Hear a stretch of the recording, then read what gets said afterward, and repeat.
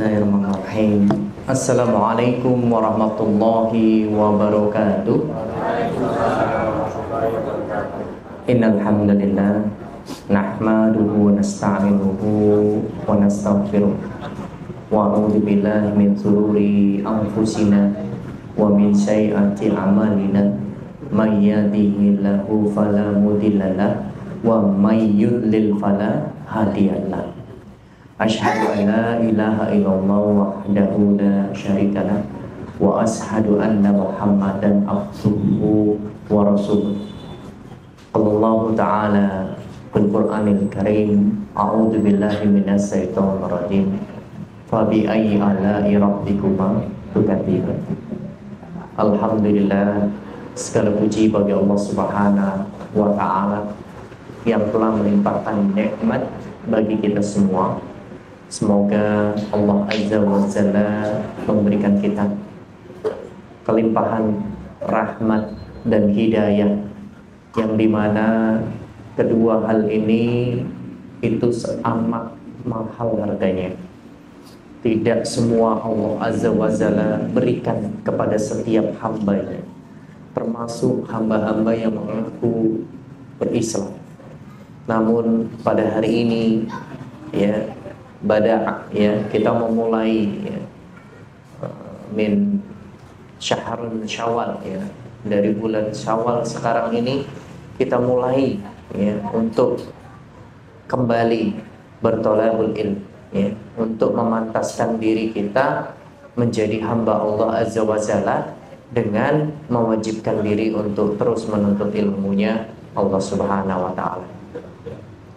Baik Bapak Ibu sahabat yang dirahmati Allah, sebelum saya mulai maka perkenankan saya untuk mengucapkan minal aidin wal fa'idin, taqabbalallahu minna wa minkum taqabbal ya karim. Semoga Allah Azza wa Jalla memberikan ampunan kepada kita semua dan juga menerima seluruh amal ibadah kita selama bulan Ramadan. Dan mudah-mudahan Allah Azza wa Jalla perkenankan kita untuk bisa bertemu lagi di bulan Ramadan yang berikutnya dan berikutnya. Amin ya rabbal alamin. Salawat serta salam kepada junjungan Nabi besar Rasulullah sallallahu alaihi wasallam beserta para keluarga dan sahabatnya dan seluruh umat yang mengikuti beliau hatta yaumul qiyamah, sampai hari kiamat, yang mudah-mudahan Allah perkenankan kita untuk bisa bertemu dengan baginda Rasulullah sallallahu alaihi wasallam dan mendapatkan syafaatnya. Amin ya rabbal alamin. Baik, sahabat-sahabat yang dirahmati Allah, pada kesempatan yang perdana ini di bulan Syawal kita ngaji, kita akan membahas meneladani cara berbisnis Rasulullah sallallahu alaihi wasallam. Mungkin diantara Bapak Ibu sekalian ketika bulan Ramadan kita memiliki ikrar atau memiliki keyakinan atau memiliki target yang bahwasannya khususon min syahrul ramadhana, khusus dari bulan Ramadan adalah bulan untuk ibadah, sehingga tidak sedikit orang-orang atau sahabat-sahabat saudara kita yang tidak mementingkan bagaimana berbisnis. Nah, sekarang saatnya kita kembali ke fenomena takdir, bagaimana kita kembali kepada pekerjaan kita, kembali kepada profesi kita, atau mungkin diantara Bapak Ibu sahabat sekalian yang saat ini pivot atau berganti beralih profesi, yang tadinya menjadi pegawai sekarang mau mencoba menjadi pengusaha atau mencoba ingin berdagang. Maka insya Allah semoga Allah Azza wa Jalla memberikan kemudahan, keberkahan, dan tentunya rezeki yang melimpah serta halal. Kita mulai minal hadis Rasulullah sallallahu alaihi wasallam, diriwayatkan oleh Imam Hambali min kitab Musna' Ahmad, dari kitab Musna' Ahmad Rasulullah sallallahu alaihi wasallam pernah ditanya, ayu katsbi atyabu, wahai Rasulullah, mata pencaharian apakah ya yang paling baik? Qala Rasulullah sallallahu alaihi wasallam, al-jawab amala rajula biyadihi wa kullu bai'in mabrur. Ya. Rasul menjawab dengan tegas, amalan ya, amal pekerjaan seorang laki-laki dengan tangannya sendiri dan setiap jual beli yang mabrur. Ya. Dari hadis ini dijelaskan bahwasannya maksud dari pekerjaannya yaitu lebih baik dengan tangannya sendiri, ya. Dengan tangannya sepertinya baterainya habis ya. Ayo. Nah.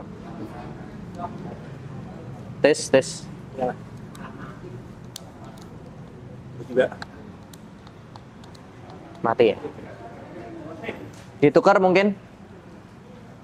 Baterainya bisa ditukar nggak?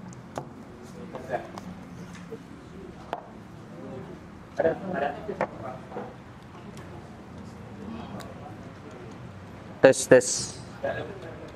Mati ya? Mati ya?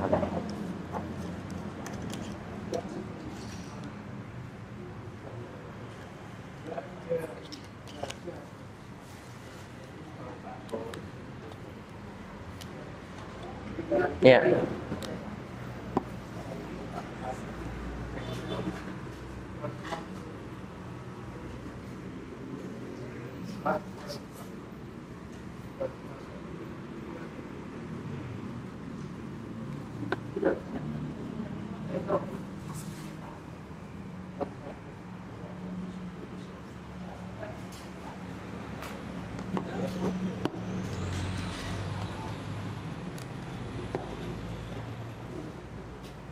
Sound sistemnya ikut libur ya, kayaknya kemarin ya. Masya Allah.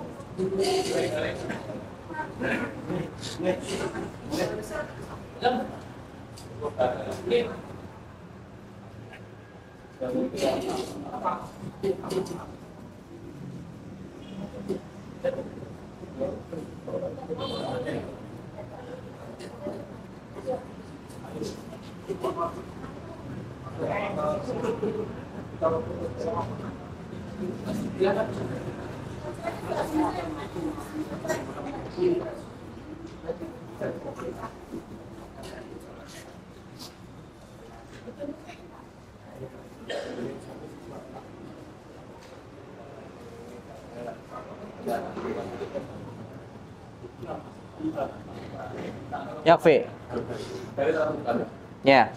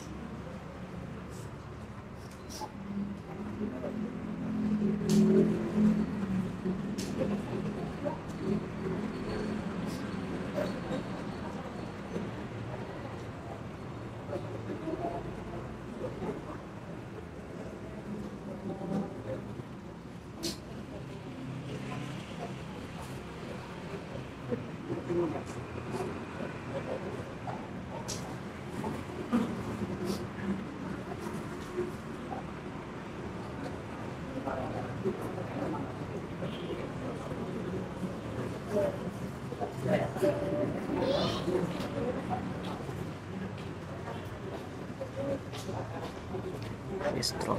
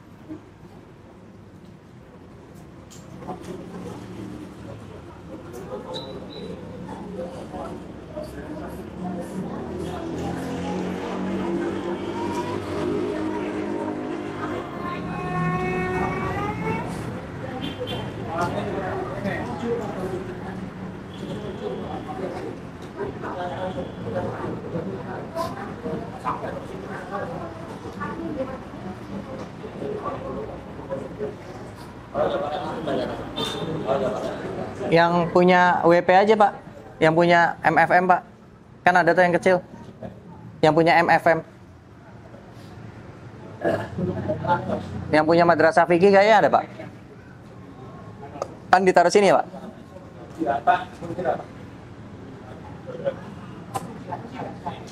Gitu. Oh di sini.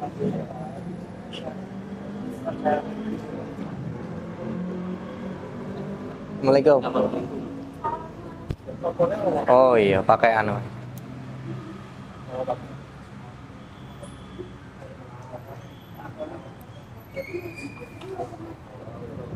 Wah, saklare ya. Saklare berarti. Baik, kita lanjutkan ya. Mudah-mudahan ini bagian dari ujian kita untuk terus semangat ya mencari ilmu. Baik, kita lanjutkan ya. Hadis ya, riwayat Imam Ahmad Hambali ya. Di dalam kitabnya Musnad Ahmad. Beliau berkata ayu kasbi ya. Jadi ada seseorang yang bertanya kepada Rasulullah sallallahu alaihi wasallam, ayu kasbi atyabu ya. Wahai Rasulullah sallallahu alaihi wasallam, ya, mata pencaharian apa yang paling baik? Lalu qala Rasulullah sallallahu alaihi wasallam, amalu rajuli biyadihi wa kullu bai'in mabrur. Beliau menjawab, pekerjaan seseorang laki-laki dengan tangannya sendiri dan jual beli yang mabrur. Minal hadis, ya, dari hadis ini dijelaskan bahwasannya maksud pekerjaan yang lebih baik dengan tangannya sendiri adalah tak lain dengan tak bukan, yakni berdagang. Ya. Jadi sebagaimana Rasulullah SAW telah mencontohkan kita semua untuk berdagang, ya. Dan ini adalah bagian dari sunnah Rasulullah SAW. Lalu bagaimana yang saat ini seseorang menjadi pegawai atau menjadi karyawan? Apakah ini termasuk yang tidak baik? Tidak. Itu pun termasuk bagian yang baik, tapi afdalunya, ya, lebih baiknya adalah jikalau mereka berdagang. Ya. Jadi kalau kita bicara muamalah, maka hukumnya semuanya mubah. Ya, hukumnya semuanya mubah, yaitu boleh. Selain hadis tentang berdagang ini, ada pula hadis lainnya yang kembali menekankan bahwasannya pekerjaan dari kerja keras tangan sendiri adalah yang paling baik. Sebagaimana Rasulullah SAW, ya, hadis riwayat Bukhari, ya, dari Al-Miqdad, ya, ma'akala ahada ta'aman qad khairan min ayyakula min amali biyadih wa in nabiyyi sallallahu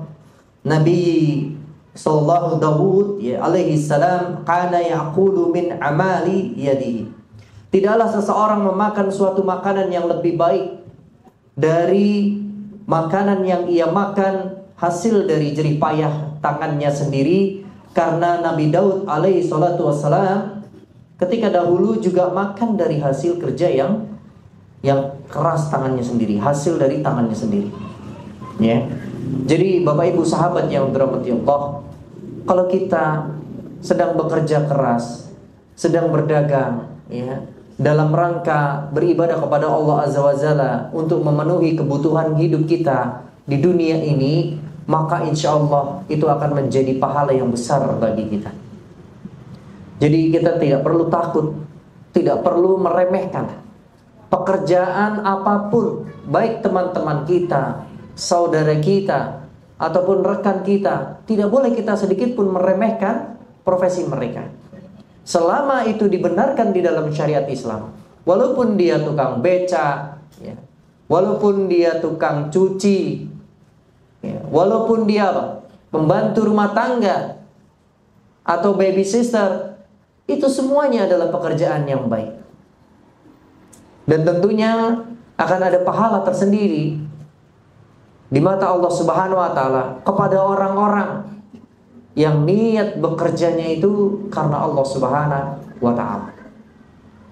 Jadi Bapak Ibu yang dirahmati Allah, tidaklah cukup, ya, kalau kita bahas tentang bagaimana Rasulullah SAW, ya, mencontohkan kita dalam etika-etikanya, dalam bagaimana beliau berdagang, bagaimana beliau bekerja keras dengan tangannya, ya, bukan hanya untuk dirinya sendiri, tapi beliau lakukan itu demi umatnya.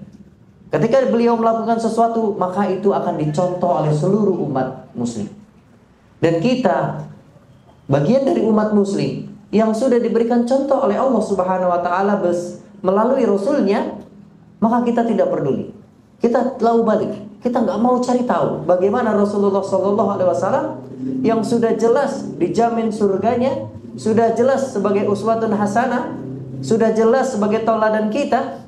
Kita tidak mau cari, tidak mau tahu, dan kita lebih mengupayakan menggunakan akal kita sendiri, cara kita sendiri. Nah, ini yang salah, ya.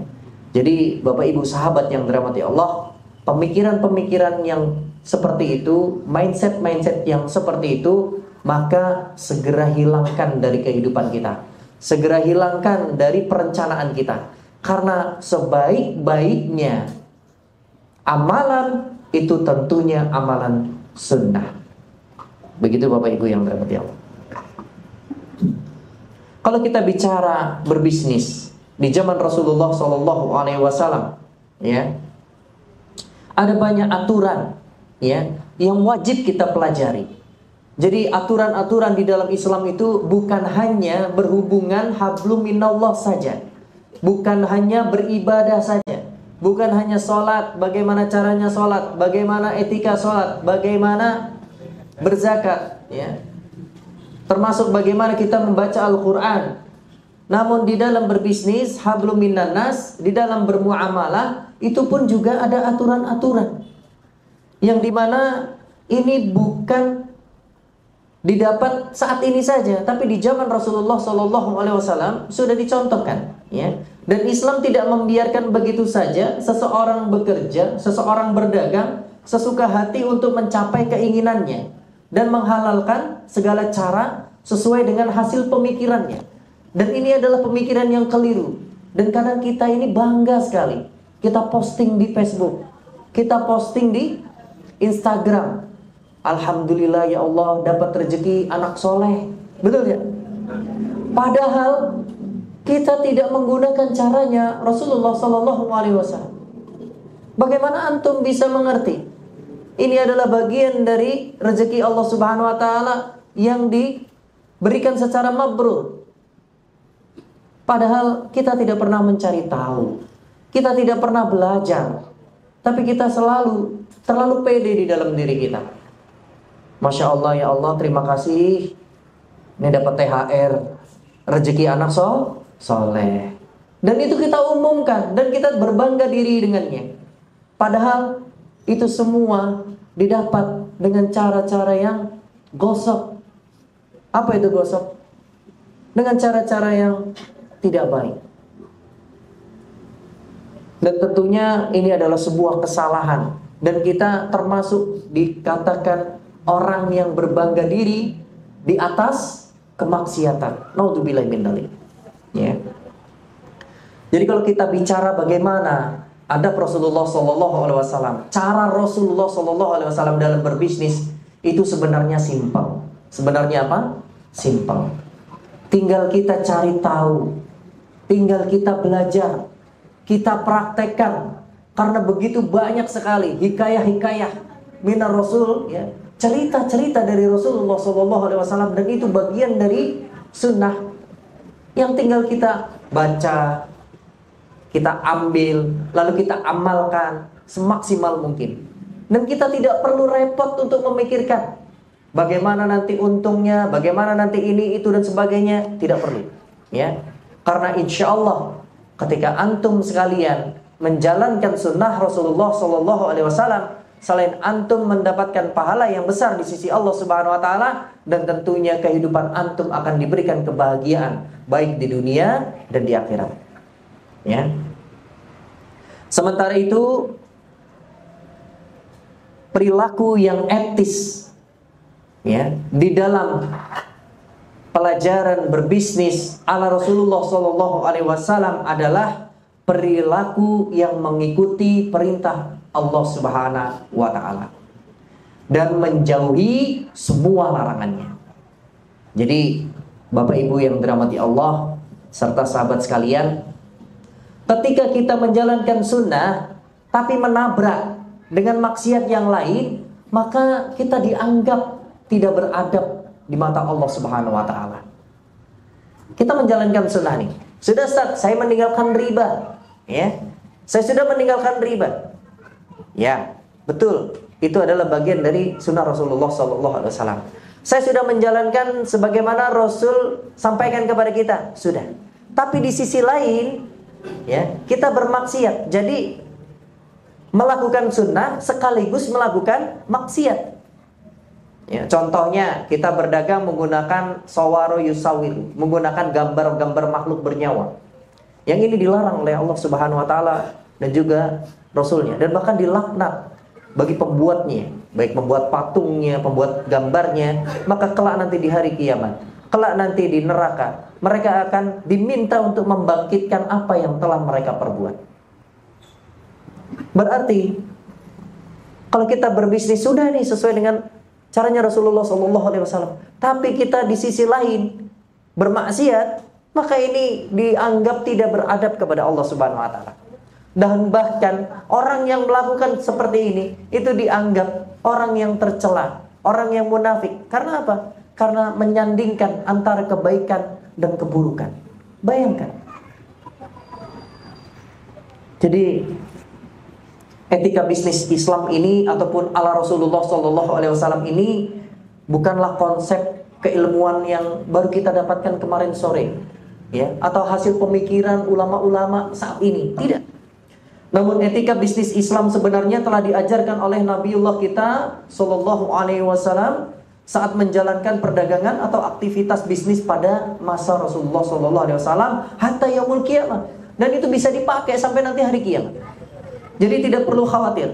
Dan tentunya memiliki ciri khas sebagai seorang pedagang. Karakteristik yang dimilikinya sebagai pedagang adalah selain dedikasi yang kuat dan keuletannya Rasulullah SAW juga memiliki sifat-sifat yang tertanam di dalam diri Rasulullah SAW yang bisa kita teladani sebagai seorang hamba, sebagai seorang uhib Rasulullah SAW, orang yang mencintai Rasulullah SAW, yakni sifat-sifat diantaranya adalah sidik, fatonah, amanah, tablik, dan ditambah juga dengan istiqomah. Ya. Dalam berbisnis, agar kita tidak melanggar norma-norma agama yang dilarang oleh Allah dan Rasulnya, paling tidak ya kita harus meniru caranya Rasulullah SAW. Ya. Dan jangan sampai kita bahasanya bersengaja diri ya, untuk tidak peduli, untuk meremehkan, untuk melalaikan. Ya, ketika kita diajak bisnis atau kita memulai bisnis, tentunya kita yang pikirkan adalah bagaimana peluang usahanya, produknya, kemasannya, begitu ya, brandingnya, lalu tokonya nanti di mana, teknik penjualan, pemasarannya, itu yang selalu kita pikirkan. Tapi tidak pernah kita memikirkan bagaimana caranya Rasulullah SAW ya dalam beretika bisnis. Padahal kalau kita seorang muslim sejati, maka sebelum kita memulai ya untuk berbisnis, maka kita hadapkan kepada Allah Subhanahu wa taala. Kita gelar sajadah.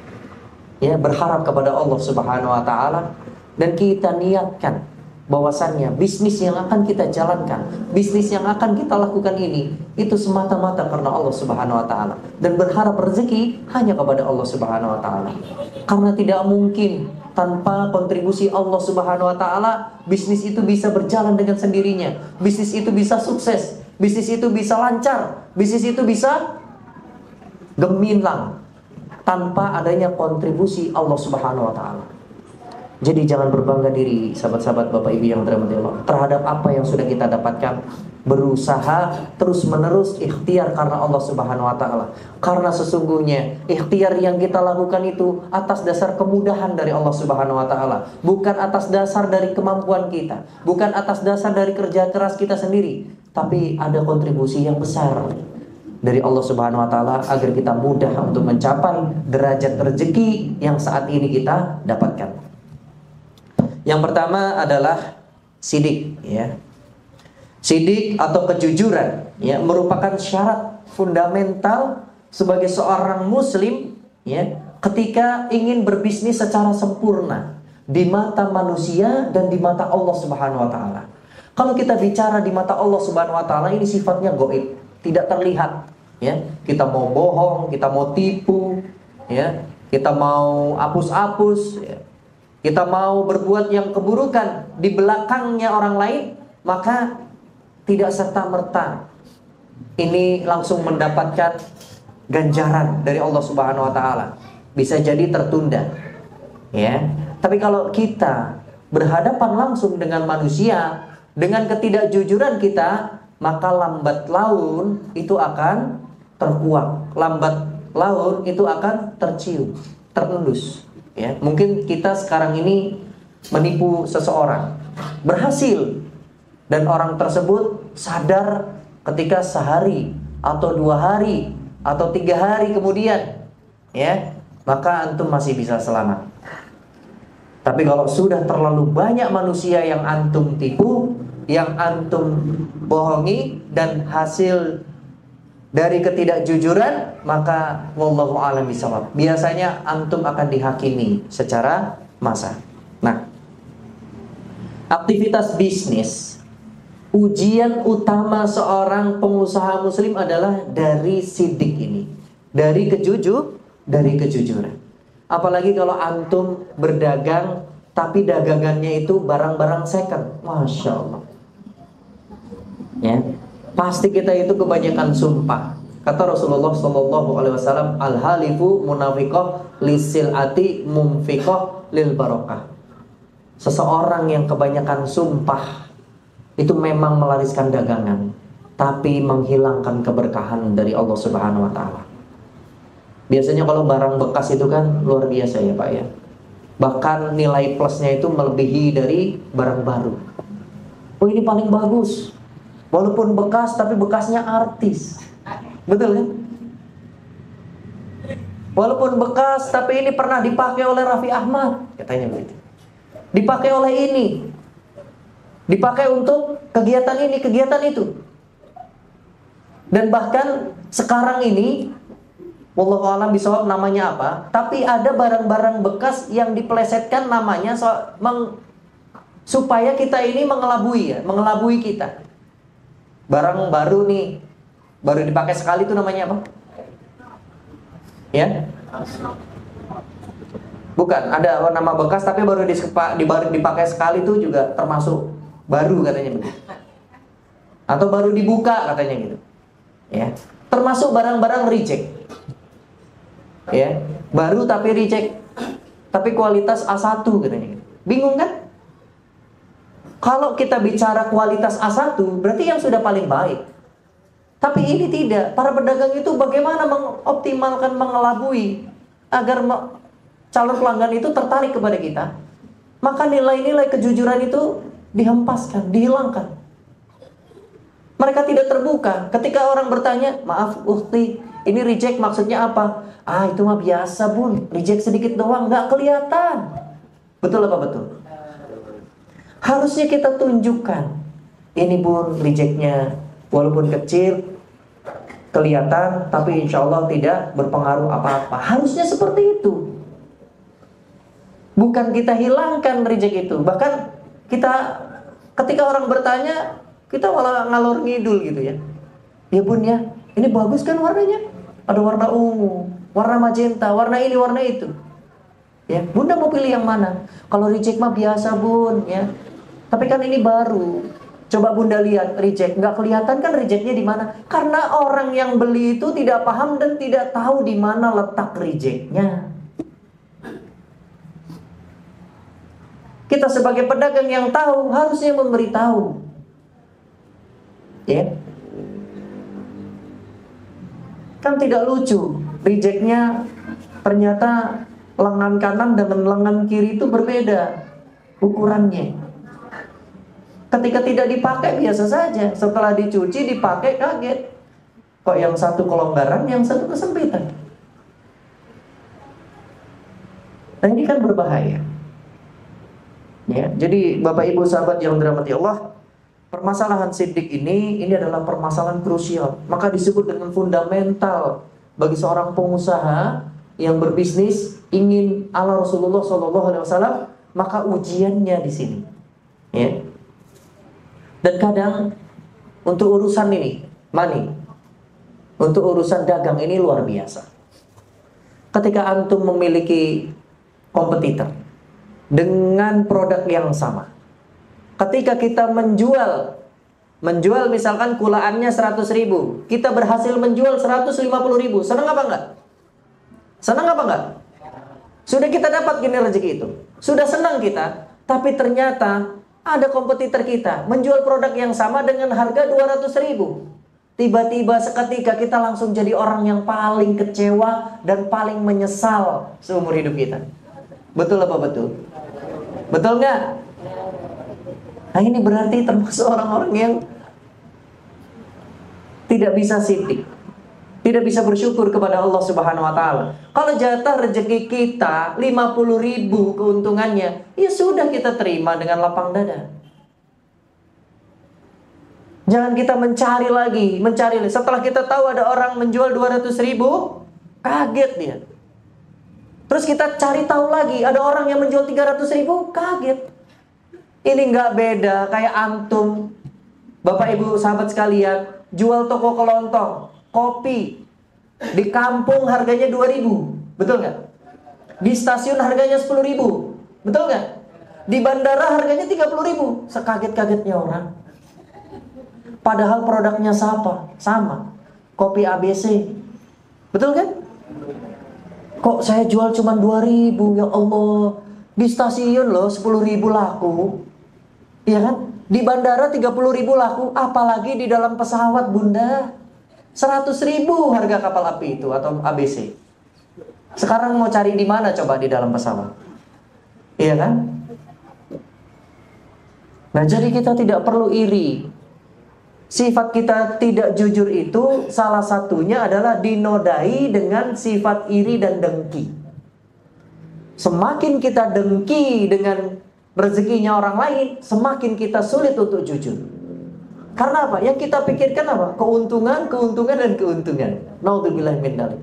Seharusnya kita bisa lupakan itu. Seharusnya kita bisa berzikir kepada Allah Subhanahu wa taala. Seharusnya kita berusaha bersyukur, ya, menambah kualitas iman kita, menambah kualitas ibadah kita dengan apa yang sudah kita dihadirkan oleh Allah Subhanahu wa taala terhadap karunia yang sudah kita miliki.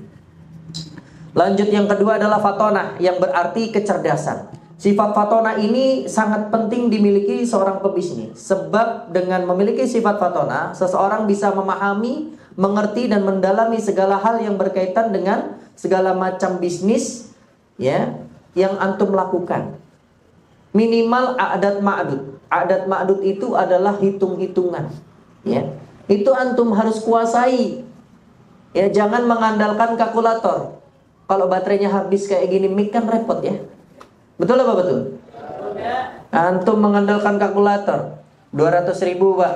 Iya, 275.000 Pak. Iya, ini uangnya 300.000. Kebiasaan pakai kalkulator nggak ngerti kembaliannya berapa. Ketika ketik 300.000 diambil 275.000, misalnya matilah kalkulator itu karena baterainya habis. Sebentar Pak ya, mati. Oh ya udah kalau lama nggak jadi beli, hilanglah pelanggannya.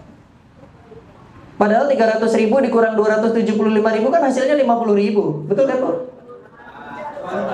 Ya? Iya enggak?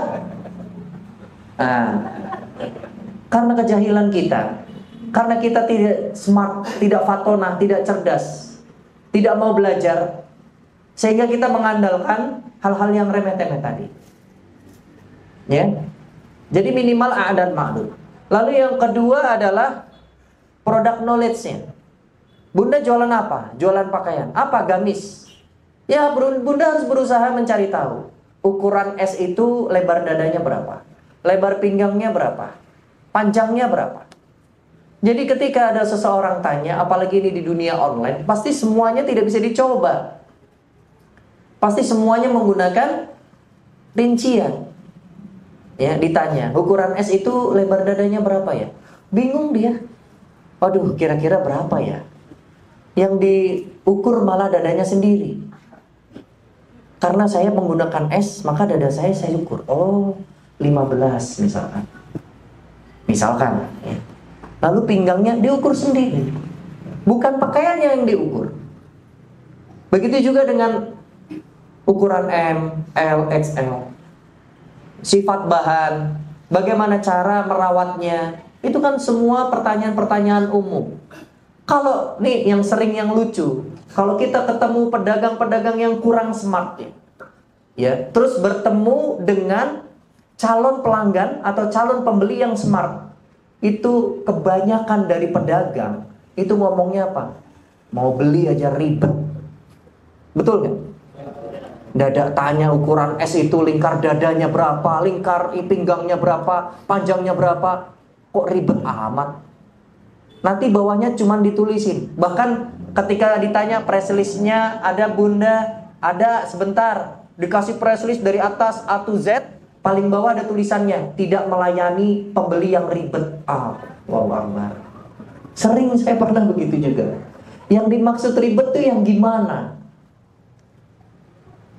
Kadang kita ini kurang mengaca, kurang introspeksi diri. Produk yang kita jual itu kalau pertanyaannya standar dan memang dibutuhkan, ya, bagaimana cara memanfaatkan produk itu, merawat produk itu, dan bagian dari produk itu, nggak apa-apa. Kita dengan lapang dada untuk menjawabnya. Kecuali nih, Bunda jualan gamis. Bun, ini gamis kalau dipakai ke bulan bisa nggak ya? Misalkan begitu. Buat perjalanan nih, ya saya mau safar ke bulan misalkan. Ini boleh nggak? Atau bisa nggak ya? Sobek nggak ya? Nah ini baru pertanyaan yang aneh. Ribet ya. Iya kan? Tapi kalau seputar, Bun, ini bahannya apa ya? Ya, misalkan polimer. Ini cara nyucinya gimana ya? Ribet amat sih, Bun, tinggal di laundry selesai. Nggak semua orang yang nggak paham bahan, terus mereka datang ke laundry. Bahkan tidak semua laundry paham bagaimana cara merawat barang. Kalau datang ke laundry yang nggak paham juga, selesai, bisa mengkerut semua. Iya kan? Jadi minimal kita paham produk knowledge yang kita jual. Ini menunjukkan kita menjadi pedagang yang fatona. Walaupun laki-laki disebut fatona, ya nggak ada masalah ya. Jadi fatona itu memang itu bagian nisa, ya, bagian dari perempuan. Kata belakangnya menggunakan ta marbutoh. Tapi nggak apa-apa. Hamzah itu juga sama, ya, nisa juga, tapi disebutnya laki-laki. Baik. Summa as-salisah, yang ketiga, amanah atau dapat dipercaya. Untuk mencapai kesuksesan dalam berbisnis, sifat amanah ini harus dimiliki setiap pelaku usaha. Jujur dan amanah ini berbeda. Berbeda sekali, ya. Amanah ini cakupannya lebih luas, lebih besar, ya. Kalau antum misalkan diberikan amanah untuk menjaga, misalkan antum sudah menjaga ini, menjaga misalkan speaker, ya. Antum sudah menjaga, ya, sudah di dekat speaker, tapi antum lalai. Antum meremehkan, antum sambil main HP, bahkan ketiduran. Giliran bangun speakernya hilang. Ini termasuk tidak amanah, bukan tidak jujur. Paham ya? Jadi amanah itu ada tingkatannya. Bagaimana amanah yang kurang maksimal, amanah yang sedengan, dan amanah wusta namanya, yang pertengahan, dan amanah yang maksimal. Ya, kalau kita sudah memaksimalkan diri untuk menjaga speaker, ya, dan jangan gulu juga ya, nggak boleh berlebihan juga sampai stikernya diikat sarung misalnya. Nah ini terlalu gulu, ya, maka ini tidak diperbolehkan. Jadi amanah ini adalah setiap pelaku usaha yang wajib dimiliki juga, ya, karena ada beberapa bentuk amanah di dalam berbisnis. Salah satunya adalah tidak mengurangi takaran. Nah, itu termasuk amanah. Bukan tidak jujur, bukan. Ini tidak amanah. Jadi kalau tidak jujur itu biasanya ditukar, barang yang jelek, barang yang bagus ditukar kepada barang yang jelek. Nah, ini adalah tidak jujur. Tapi kalau tidak amanah itu biasanya mengurangi takaran. Yang harusnya 1 kilo dikurangi misalkan 5 gram atau 2 gram. Maka ini tidak amanah. Dan tentunya seseorang dikatakan memiliki integritas yang tinggi, yang bagus, maka bisa dilihat sejauh mana orang tersebut memaksimalkan amanahnya di dalam profesinya. Termasuk bunda sekalian bisa hafal tentang produknya, produk knowledge-nya bisa mengerti banyak, itu termasuk dikatakan amanah. Ya, misalkan kadang ada orang bertanya, Bunda, kalau kulitnya sawo matang itu cocoknya pakai warna apa ya? Nah, karena dia orangnya smart dan memahami seluk-beluk dari bahannya, dari warnanya, karakter warnanya, color gradingnya, ya, harmoni colornya dan semuanya, dia paham, maka dia bisa memberikan referensi. Oh, Bunda, kalau sawo matang itu pakai hijau toska bagus dengan motif yang seperti ini. Nah, ini keren ini, ya. Misalkan pakai warna marun mau, ya, tapi warna marun harus motifnya yang seperti ini dan modelnya yang seperti ini. Tergantung nanti berat badannya ukhti, misalkan berat badannya berapa, misalkan berat badannya misalkan 55. Oh, cukup pakai ini aja. Nah, itu keren, bagus. Termasuk pedagang yang amanah begitu. Semakin dia menguasai produk knowledge-nya, maka dianggaplah amanahnya ini semakin tinggi lagi derajatnya. Lalu yang keempat, tabligh. Yang berarti menyampaikan, atau dalam kata lain menyampaikan nilai-nilai rohaniyah yang diterima dari Allah Subhanahu wa taala kepada umat manusia dalam urusan bisnis tentunya. Ya. Jadi kita ini bisa berdakwah dengan adanya sifat tabligh. Misalkan, wah Bunda, jangan pakai yang ini deh. Ini terlalu mencolok dan mohon maaf nanti kurang enak dipandang. Ya. Nanti memunculkan aurat misalkan, harus menggunakan yang ukuran M. Nah, ini sifat tabligh namanya. Kadang kita ini bingung, Pak, sebagai pedagang. Pelanggannya yang bingung. Setiap ditanya, ini bagus banget, bagus banget. Pakai yang ini lebih bagus, yang ini bagus. Pokoknya semua cuman bagus dan bagus banget. Tujuannya apa? Semuanya aja borong, Bun. Betul apa betul? Yang hijau bagus, merah bagus, purple bagus, white putih, abiyat bagus, aswad juga bagus, yang hitam pekat juga bagus, Bun. Masya Allah. Wah Bunda ini luar biasa, bagus semua, Bun, borong aja. Dan kita tidak memiliki sifat tabligh di situ. Harusnya kita bisa memiliki sifat tabligh. Tanya, Bunda di rumah kebanyakan pakaiannya warna apa? Oh, saya warna romadiun misalkan. Apa itu romadiun? Warna apa romadiun? Warna silver. Ya, warna silver misalkan, abu-abu. Oh gitu ya. Baik, ini ada yang mendekati misalkan. Mendekati abu-abu, dia krem. Nah, ini mungkin cocok gitu. Nah, ini sifat tabligh. Ya. Dan kadang ada orang nggak suka warnanya, dipaksa. Saya nggak suka nih warna biru, tapi Bunda cocok loh pakai biru. Masa Bunda nggak mau sih pakai warna biru, padahal cocok, bagus loh. Nah ini, ya, ini bukan sifat tabligh. Ya. Kalau kita mau jualan, mau laku dengan cara elegan, jangan seperti itu caranya. Ya, bisa kita katakan, kenapa Bunda tidak suka dengan warna biru misalkan? Mungkin dia punya riwayat, oh dulu biru begini. Oh Masya Allah, nggak mau dicoba dulu, Bun, dicoba. Nanti diperhatikan, dilihat lagi. Ini dengan cara-cara yang santun, dengan cara-cara yang elegan kita berjualan. Ini adalah sifat tabligh dalam berbisnis atau berdagang. Ya. Dan yang terakhir adalah istiqomah. Nah, konsisten namanya. Ya. Konsisten ini amat berat, ya, di kehidupan kita sebagai seorang hamba Allah Subhanahu wa taala dan pengikut Nabiullah kita Muhammad sallallahu alaihi wasallam. Sangat berat. Jadi biasanya kalau ada kebutuhan aja, kita itu mau datang.